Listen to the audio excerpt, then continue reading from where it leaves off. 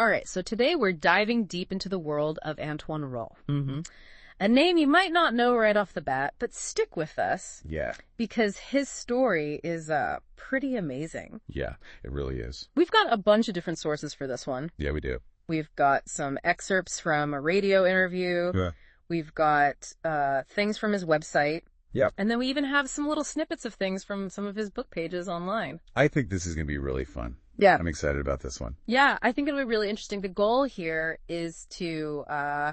Yeah, what are we trying to do here? Yeah, what are we trying to accomplish? What's our mission? Yeah, I think what we're trying to do is paint a picture of him as a writer and as a person. I think that's right. You know, what makes him tick. Yeah, and I think what's so fascinating about him is that the path that he took to becoming like this acclaimed playwright was not a straight line.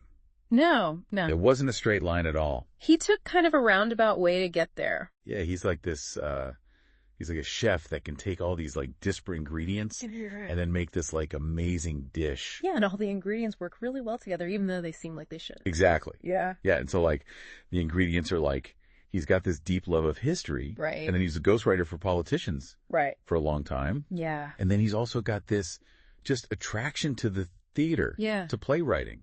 Yeah. I mean, he starts out really young, right? He's, oh yeah. He sees this performance of The Dying Swan at school. When he was a kid.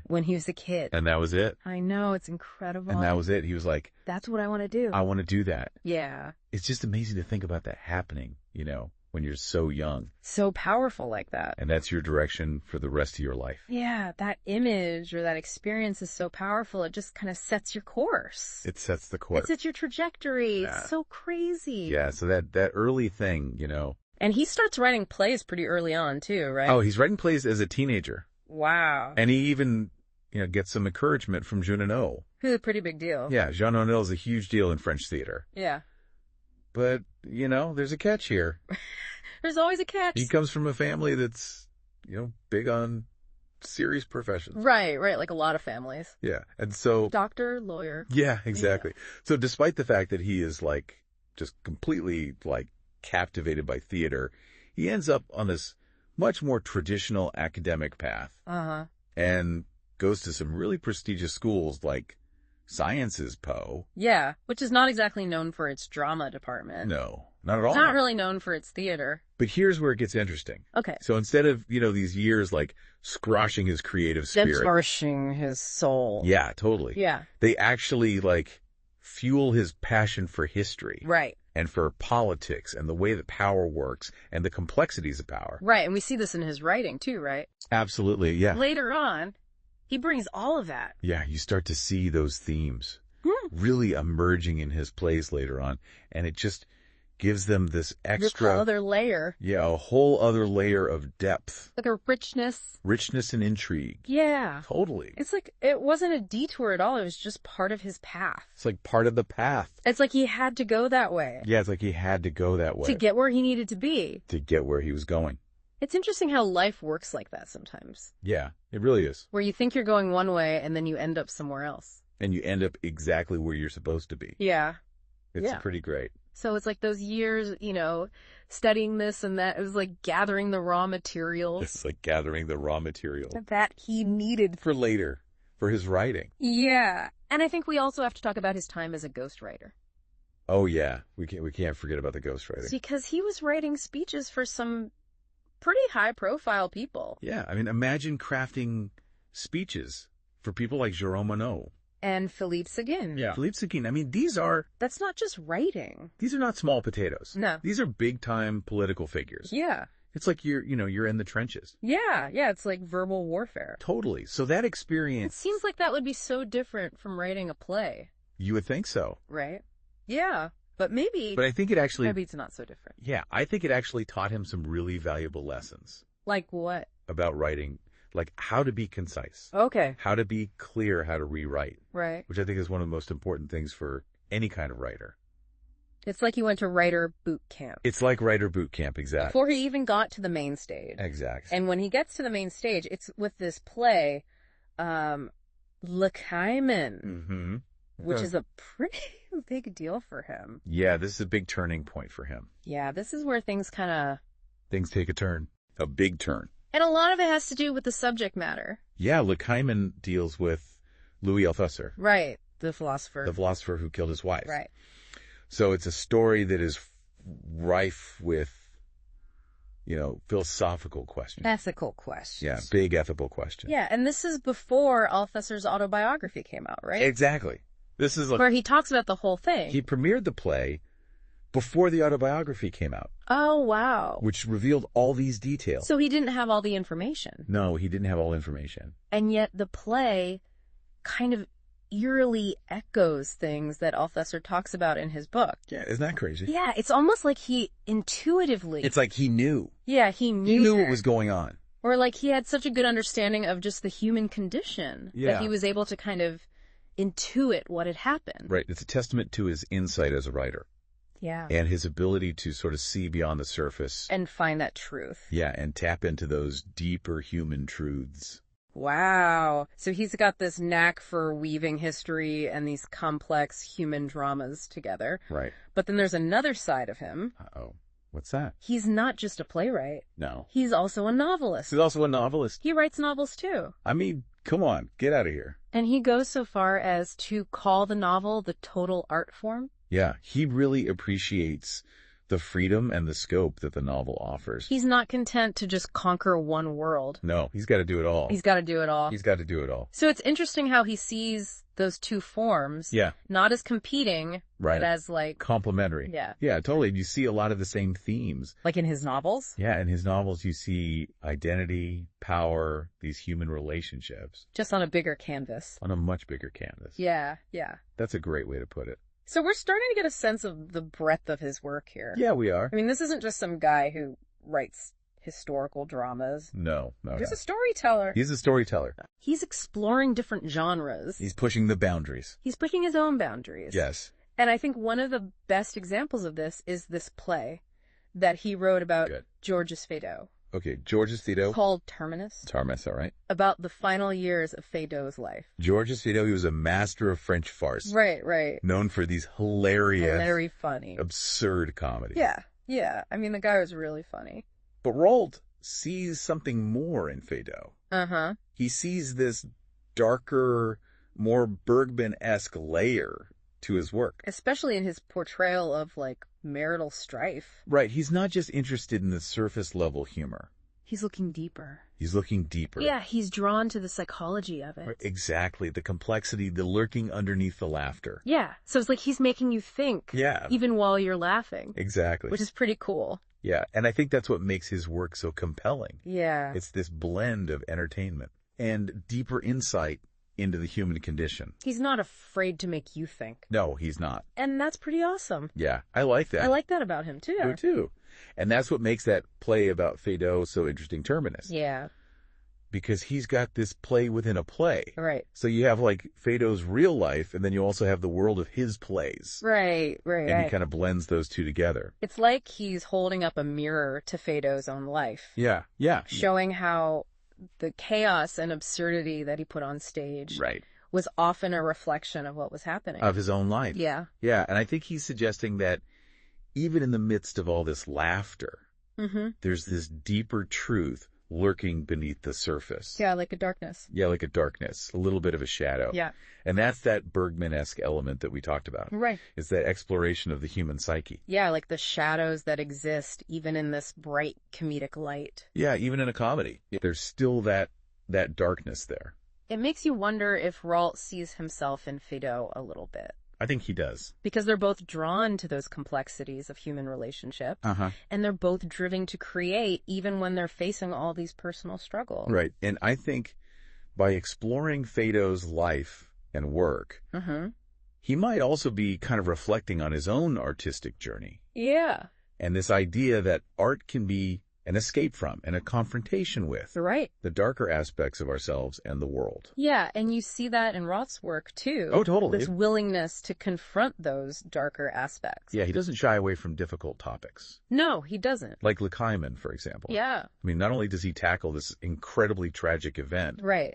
but he does it with such sensitivity. Nuance. Yeah. Yeah, it would have been easy to sensationalize that story. Well, for sure. You know, just focus on the act of violence. Totally. But he doesn't do that. No. He digs deeper. He digs deep. He explores the complex dynamics between Althusser. Like his wife. Yeah, Helene. And it's all before any of that was public knowledge. It was. Right. Like the details of their relationship. Yeah, we didn't really know the details. Yeah. And yet he still manages to capture this tension Right. between this strong, independent woman and this man who's wrestling with all these internal contradictions. And it's like he just understood their story. Yeah. Even before all the facts were revealed, Yeah. he presents Althusser. Yeah. Not as this monster, Right. but as a flawed human being. Capable of great love Yeah. and terrible violence. It's that complexity, Yeah. that refusal to simplify or judge, Right.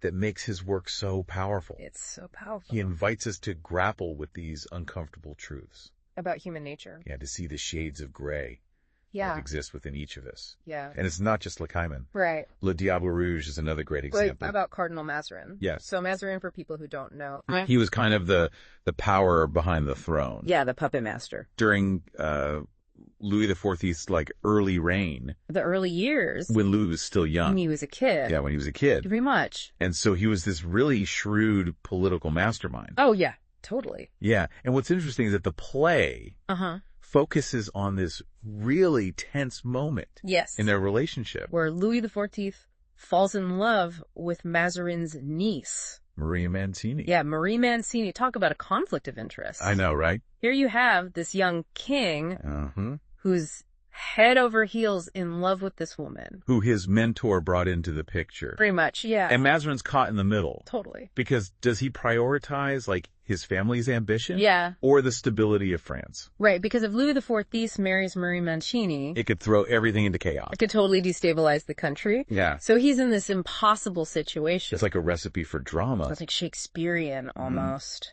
I know, right? It's so good. And Rault uses this event to explore Yeah. these timeless themes, right? Absolutely. Like personal desire versus political duty, Wow. the pull of the heart versus the demands of power. That's so good. I know, right? It's so good. And we should also mention that Clogridge Oh yeah, Claude Ritz. played Mazarin on stage, He did. and their collaboration Uh-huh. offers this really fascinating glimpse into their creative process. Yeah, I love hearing about that kind of stuff. Yeah, me too. The behind the scenes stuff. Yeah, just to think about Rault working with this legendary actor. Yeah, just watching him bring those characters to life. With such precision. Yeah, and Rich would like meticulously craft every gesture, Wow. every inflection. Like he was so detailed. It's like a masterclass in acting. It was a masterclass in acting. Just to be able to observe that. Just to be a fly on the wall Yeah. for those rehearsals. But it wasn't always smooth sailing. It wasn't? What happened? Well, their artistic visions sometimes clashed. Really? Yeah, and Rich would sometimes deviate from the script. Oh, he would go off script. Just a little bit, just making subtle changes. Interesting. I can imagine how frustrating that must have been for Rault. Yeah, it's like someone's rearranging the notes Yeah. of your symphony. It's like you wrote this thing. Crafted it. You've crafted it so carefully. Yeah, and then someone's coming in and just Changing it. messing with it. Yeah. But you know what's amazing is that Rault, Mm-hmm. he understood that theater is collaborative, Right. and Rich's talent was undeniable. Right. He brought so much to the role. He did. Yeah. He brought that character to life in a way that no one else could. Yeah. And I think it just shows Rault's generosity as an artist. Yeah. His willingness to relinquish a little bit of control. And trust the process. Yeah, trust the process. Yeah, and that brings us back to this whole idea of Rault as a synthesizer. The synthesizer. He's constantly drawing inspiration from all these different sources and weaving them together. Into something new. Yeah. Into something totally original. Yeah, and we see it in his choice of subjects, Mhm. his exploration of different genres. His willingness to experiment. Yeah, and it's not just his plays. Right. Like, his novels offer another dimension to That's this. La Traversée du Paradis. Yeah, La Traversée du Paradis. This time he takes us to 1920s Russia. Another period of upheaval. Oh yeah, huge upheaval. So much historical drama. Revolution, social transformation. Yeah, it's perfect for him. It's perfect for him. And within that historical drama, he finds these really intimate human stories. About identity, loss, the search for love. Yeah. I mean, it's like He's drawn to those pivotal moments in history. Yeah, those turning points where everything's changing. When the old order is crumbling and something new is emerging. Yeah. And within those big historical events. He finds these human experiences that we can all relate to, Yeah. that resonate across time. It's like he's saying, even in the face of revolution and war, individual lives matter.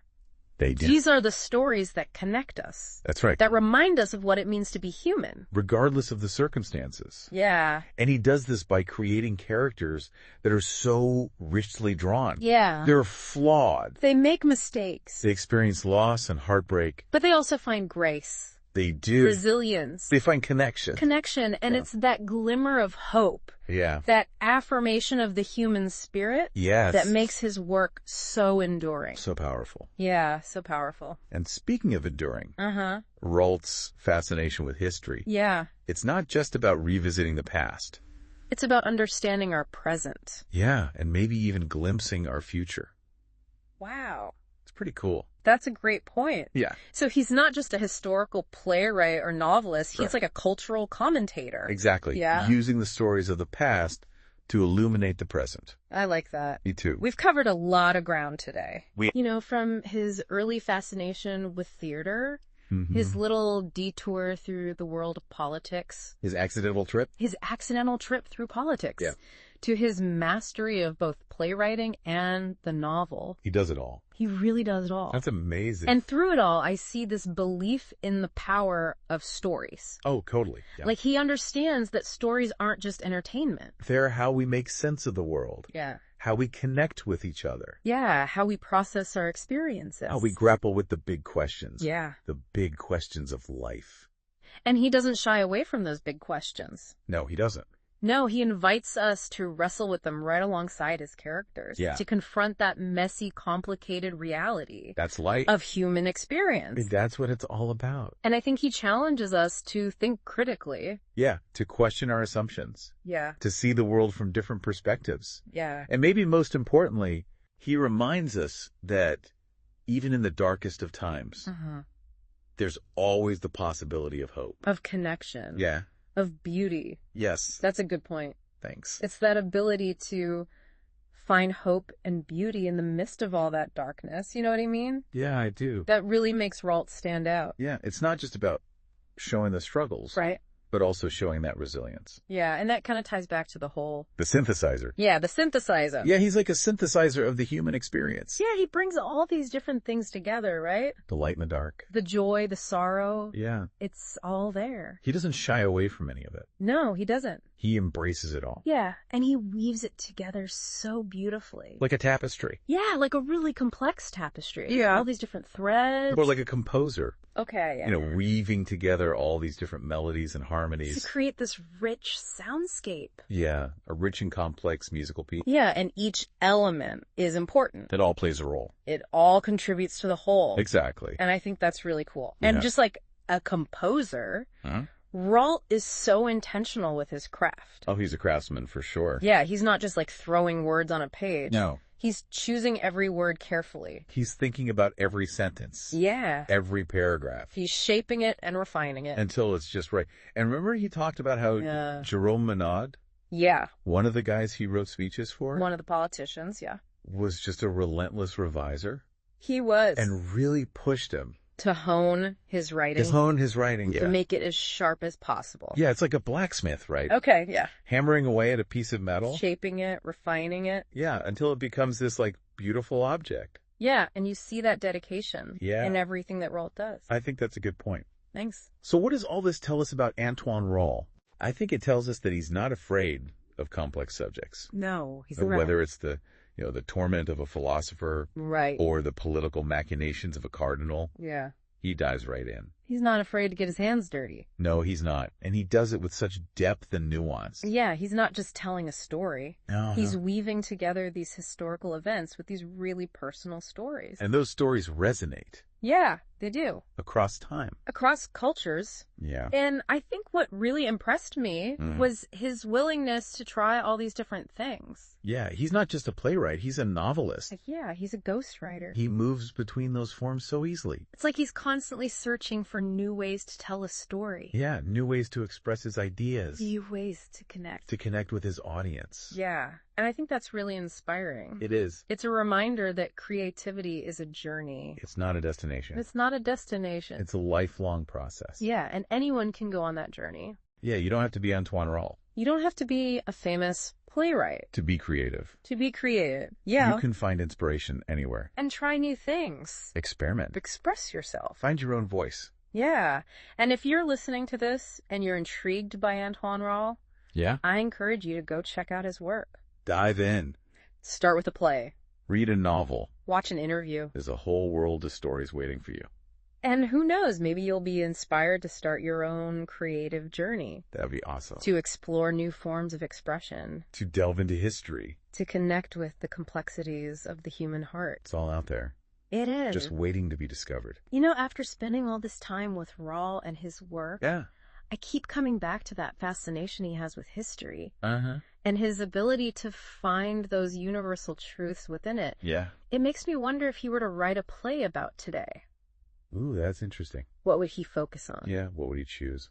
What figures or events would capture his imagination? That's a good question. It's something to think about. Yeah, for sure. So we'll leave you with that question. Yeah. Thanks for joining us on this deep dive into the world of Antoine Rall. Yeah, this was fun. Until next time.